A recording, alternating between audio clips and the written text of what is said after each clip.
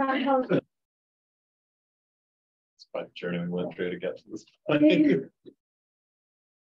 Well, I guess I should introduce Dr. Sutherland, who's here graciously, taking a week of his schedule.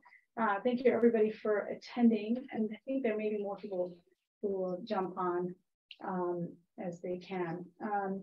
So Dr. Sutherland, as you all know, is on faculty at the Ensign Global College and is our West African site director and has been for a number of years.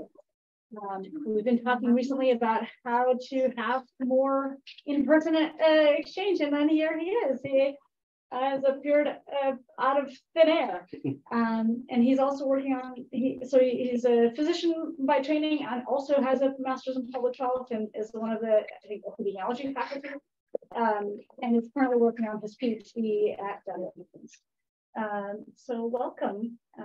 Yeah, thank you very much. You here, and I'm glad that you've met some of our team. All right. And I'm going to continue wearing my mask because I have my second cold in 1 month. So I will try not to spread that to all of you lovely people. All right. Please go okay. ahead. Yeah. All right. So thank you very much for this opportunity and to share with you work that we are doing in Ghana. And this is actually related to the Gardner Holt grant as well. And it's on development of a real-time interface showing availability of breast and cervical cancer services in Ghana. All right, so the outline is as shown. I'll tell you something about the background, and then the specific aims of the project, the methodology, our expected outcomes, and tell you about the core team, and then the timelines. So we all know cancer is the leading cause of death amongst Ghanaian women, and breast cancers in general are estimated to be about 4,000 new cases in 2020 with over 2,000 deaths. Cervical cancer is also the second leading cause of death with approximately 2,700 women diagnosed and 1,699 dying of disease annually in Ghana. The management of cancer disease is a growing public health challenge in Ghana, and I believe in most of sub-Saharan Africa. The 5-year survival for breast cancer in Ghana is estimated at 39%, whereas in high-income countries, it's nearly 90%. So what is accounting for this disparity in patient survival rates? Research has shown that it is due to socioeconomic reasons, cultural reasons, and also geographic limitations, which make patients present at later stages of diagnosis. There's also limited navigability for patients across the healthcare system and limited access to appropriate services, that is screening, diagnosis, and then treatment. So currently there's no nationally integrated data system in Ghana which audits hospital capabilities for their self-reference and comparison, and also aligns them with Ghana's national priorities to international standards such as the NCCN. And the current project that we are building, it actually advances on a previous CGS, Ensign Global College and Ghana Health Service nationwide project, which ended in the year 2021, so almost 2 years now, and it was a cross-sectional study. So we intend to have a collaborative undertaking between the University of Utah, Ensign Global College, the Ghana Ministry of Health to develop data infrastructure systems in Ghana. And this will explore the possibility that regular annualized data collection on cancer-focused health services serve the public good and anchors data products for stakeholders. What are our specific aims? We have 4 specific aims. The first is to explore breast and cervical cancer services and similar health-related service data systems available in Ghana and then worldwide. And this will be a contextual analysis. We want to apply research to this project, strong research back into this project. So we want to do a contextual analysis on that. And then we want to also conduct a needs assessment regarding a national breast and cervical cancer services database in Ghana. And then also conduct feasibility analysis of development of such an interface in Ghana. Then the fourth, which is the final, is to implement and evaluate a pilot nationwide, a national breast and cervical cancer services database. So that is implementation and evaluation. For the methodology, I'll tell you a bit about how we're going to get each of them.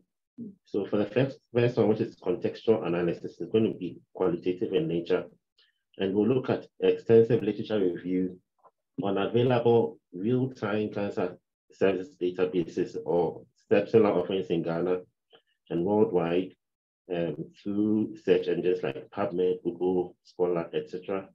We'll also look at gray literature, where gray literature is documents or information that has been published by authorities like the Ministry of Health, Ghana Health Service, CDC, WHO.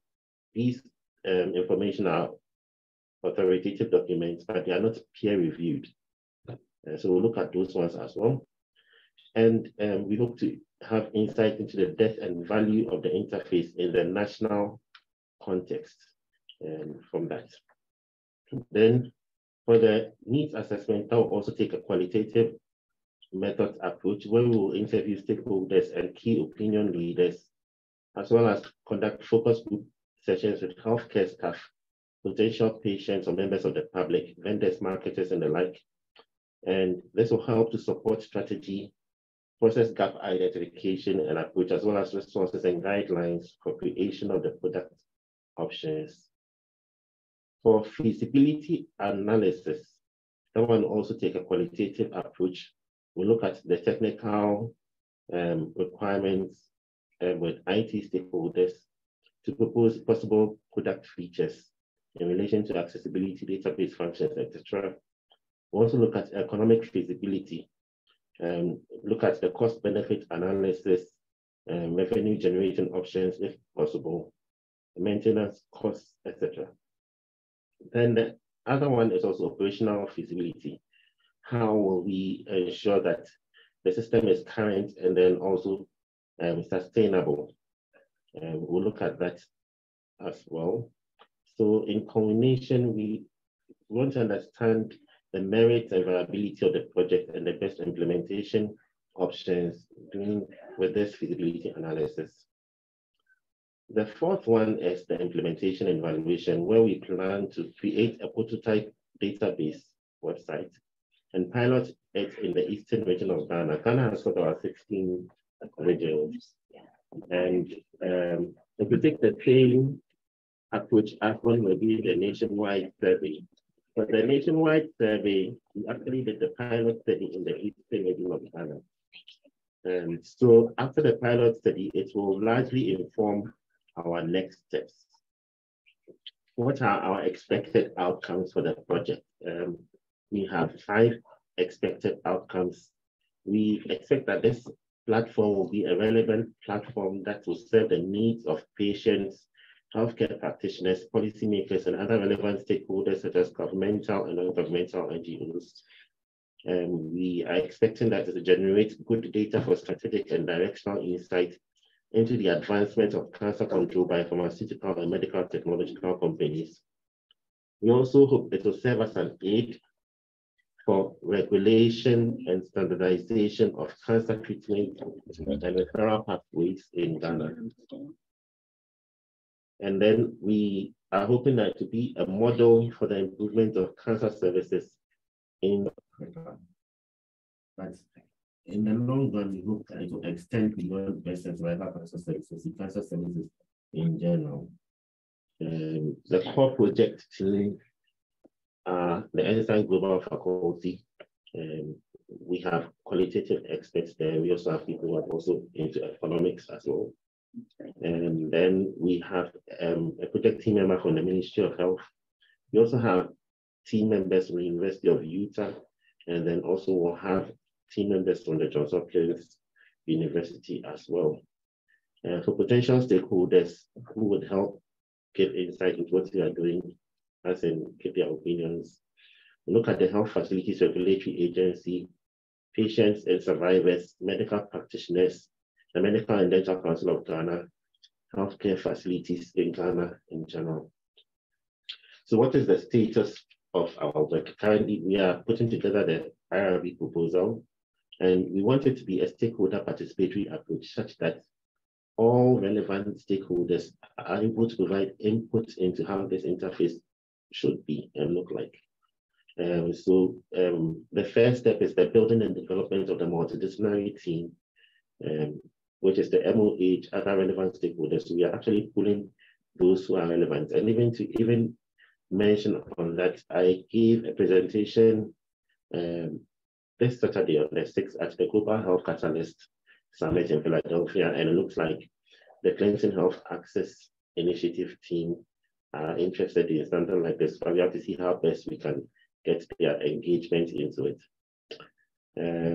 Then the stakeholder engagement would also help with the review of planning for existing electronic systems that collect data and related variables within the country and situate it in the Ghanaian context. So they'll help with the planning of that as well. Their input to help with that. Then also through the proposal, we'll see the exploration of the best implementation, science frameworks and tools that will guide feasibility, because we want to apply implementation science into this project. And stakeholders will participate in the selection of the framework and assessments to be used in the final project design. This might be a little bit small for your viewing, but then in terms of the timelines for the 6 major activities, we are going to have project planning and activities taking about 5 weeks. Contextual analysis, needs assessment, and feasibility analysis will take about 7 weeks each. Then we'll have a pilot in the eastern region of Ghana, which will be implementation and evaluation. And that will take about 10 weeks. And then if the pilot works out very well, we'll scale it up nationwide. And that will be about 16 weeks in total. So I'd like to acknowledge my team members so far, those who have helped to put this work together. And these are my references. Thank you.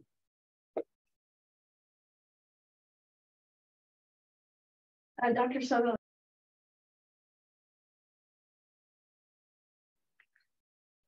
Hope you're coming to the barbecue on Wednesday.